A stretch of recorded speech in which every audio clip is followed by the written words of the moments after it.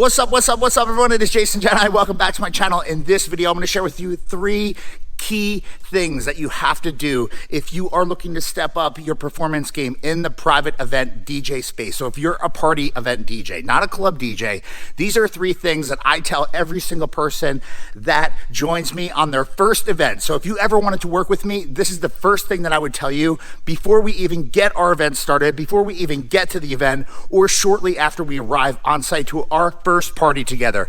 3 things that I think are super important, and it's all about presentation. They're 3 little things, but they're 3 things that matter, especially to me when I'm working private parties. The first piece of advice I would give anyone and tell them to do or not to do is no gum. If you want to DJ with me at a private party, a private event, a private celebration, you have to lose the gum. Now, when you set up, when you're getting ready, you can chew gum. I want that breath to be on point. But when that party starts, you cannot have gum in your mouth because I think it gives, a bad look to the team, especially if you're chomping on your gum behind the DJ booth. Tip number 2, no cell phones in the view of people unless it's an emergency. That's right. If you're getting on the phone and doing a quick story, that's the only exception. But no cell phones, no texting girlfriends, no texting fiancés, no texting wives, kids, friends, whatever. You cannot text on your phone. Play games. You can't check your Facebook. You can't look at Instagram. You can't check to see how many likes you have or how many views you have on your last video on YouTube if you want to kick it with me at your private events.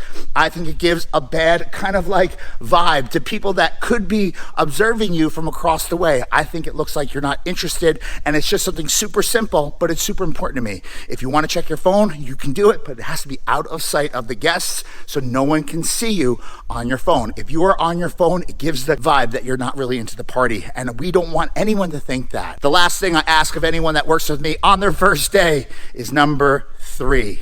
No mean mugging behind the DJ booth, especially during the milestone moments like the first dance, the parent dances, dedication, or even speeches. Even if they're super drawn out and super boring, you cannot be mean mugging behind the DJ booth because chances are those are the moments that are being recorded.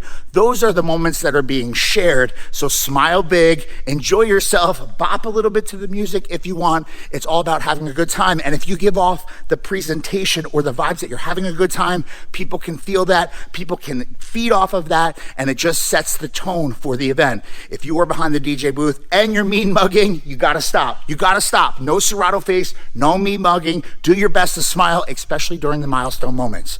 Those are 3 pieces of advice I give anyone and everyone who starts with me at SCE their first day of work, and they are super important things if you want to level up your game. Take them, use them, share them, and I hope you enjoy. If you're new to the channel, be sure to jump on board and subscribe, support me, support this channel. Just drop down below and hit that subscription button. And if you agree with me, disagree with me, or whatever, throw it in the comments. I want to hear from you. Thumbs up from everyone if you enjoyed the video, and be on the lookout for more content tripping here in the days, weeks, and months ahead. Thanks for the watch.